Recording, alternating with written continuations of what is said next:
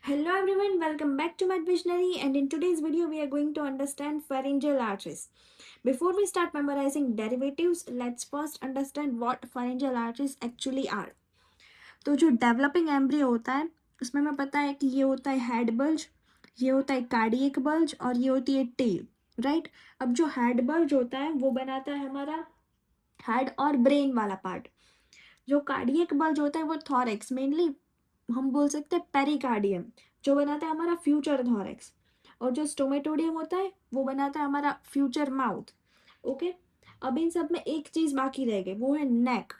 So the structures which are responsible in development of neck are called as pharyngeal arches. Okay, so this was the central idea of pharyngeal arches. Now let's start with define. तो pharyngeal arches are mesenchymal condensations derived from the neural crest cells और intraembryonic mesoderm। मतलब कि intraembryonic mesoderm pharyngeal arch बनाता है। तो if we see in this diagram, ये बीच में जो होगा वो mesoderm का लेयर होगा, मतलब ये pharyngeal arch बनाएगा। mesoderm है तो ectoderm भी होगा और endoderm भी होगा, right.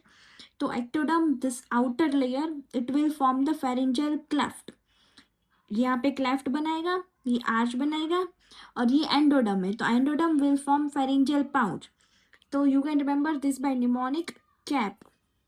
Okay, this here is cleft, ये यहाँ पे आर्च बनाएगा जो कि मीजोडम है, और एंडोडम पाउच बनाएगा।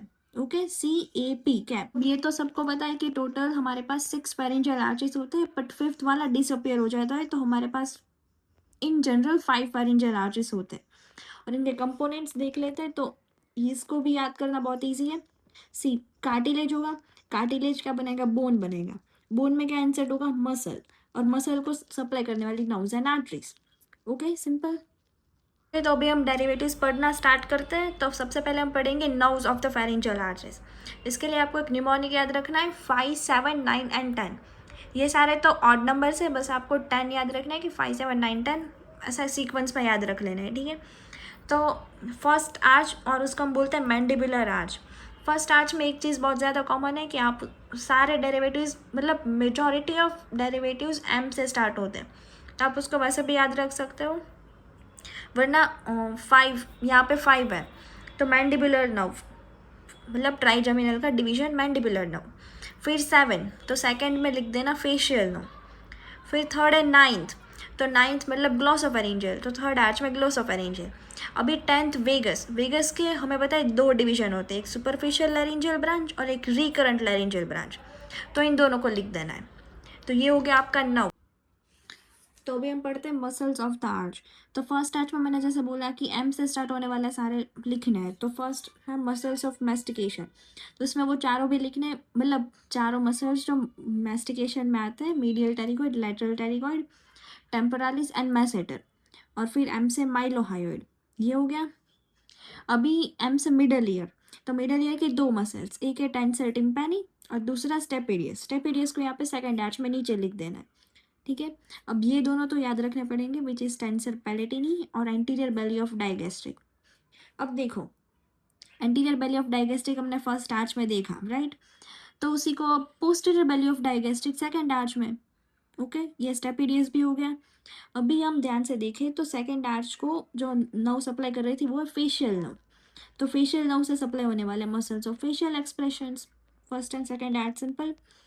Let's move to third arch. तो थर्ड आर्च में क्या है कि हम फेरिंग से थोड़ा नज़दीक आ रहे हैं, तो यहाँ पे लिख दो कि स्टाइल ऑफ फेरिंजेस। फोर्थ में मसल्स ऑफ फेरिंग्स, मतलब अब फेरिंग्स पे तुम आ ही गए तो मसल्स ऑफ फेरिंग्स। और 6 में फेरिंग्स के बाद क्या आता है, लैरिंग्स, तो मसल्स ऑफ लैरिंग्स। बट यहाँ पे एक चीज़ याद रखनी है, इट इज़ एक्सेप्ट क्रिकोथाइरॉइड, यानी कि सारे muscles of larynx except cricothyroid. Okay, this was the muscles. तो अब हम पढ़ते हैं आर्टरीज। तो फर्स्ट आर्च में तो सिंपल है, M से स्टार्ट होने वाली मैक्सिलरी आर्टरी। ओके, सेकंड में हमने देखा था कि नीचे स्टेपेडियस मसल था, तो यहाँ पे स्टेपेडियल आर्टरी लिख दो, ये भी सिंपल। अभी थर्ड, फोर्थ एंड सिक्स के लिए एक निमोनिक याद रखो, कैप, वही जो मैंने इंट्रो में बोला था। तो वहाँ पे अलग था, यहाँ पे कैप अलग है। यहाँ पे कैप मतलब कॉमन कैरोटिड, कॉमन कैरोटिड लिख रहे हो तो उसकी 2 ब्रांचेस भी लिख दो, external carotid and internal carotid. Okay, भी फोर्थ में A से arch of aorta, and P से पल्मोनरी आर्टरी, और ये आपको याद रखना पड़ेगा विच इज डक्टस आर्टेरियोसस, एक याद रखना पड़ेगा, बाकी तो हो गया। This was the arteries. तो अभी हम देखते हैं कार्टिलेज। तो फर्स्ट आर्च का जो कार्टिलेज होता है उसे हम बोलते हैं मैकल्स कार्टिलेज, और सेकंड आर्च का कार्टिलेज उसे हम बोलते हैं रिचर्ड्स कार्टिलेज। ओके, तो ये नाम याद रखने हैं। तो अभी फर्स्ट आर्च में एम से मैकल्स कार्टिलेज। अभी ऐसा होता है कि हम डिटेल में पढ़ने जाए तो मैकल्स कार्टिलेज के दो पार्ट होते हैं, एक डॉर्सल एंड और एक वेंट्रल एंड। तो जो डॉर्सल एंड होता है वो मेलियस और इनकस बनाते हैं, यानी इनर ईयर के मसल्स, और जो वेंट्रल पार्ट होता है वो डिसअपियर हो जाता है। तो दिस वॉज मैकल्स कार्टिलेज। आपको खाली मेलियस और इनकस याद रखना है तो इट्स ओके।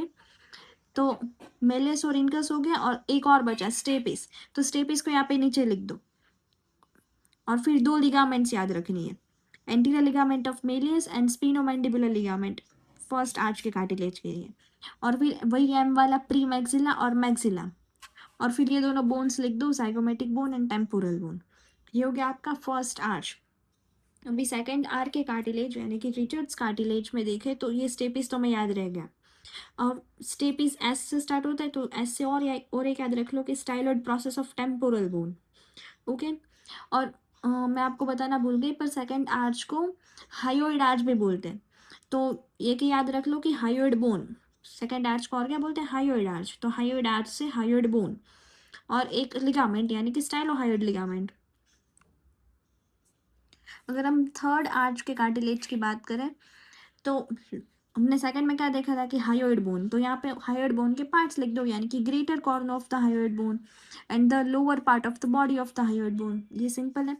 अब जो फोर्थ एंड सिक्स्थ आर्च है वो एक दूसरे के साथ फ्यूज हो जाते हैं, और वो मतलब कार्टिलेज ऑफ लैरिंग्स बनाते हैं, पर इसमें एक एक्सेप्शन है कि एपिग्लोटिस नहीं होता। बाकी सारे कार्टिलेज ऑफ लैरिंग्स लिख दो, यानी कि thyroid, cricoid, arytenoid, corniculate and cuneiform. So yeah, this was it for pharyngeal arteries. If you find this video interesting, do like it and don't forget to follow my visionary. Thank you.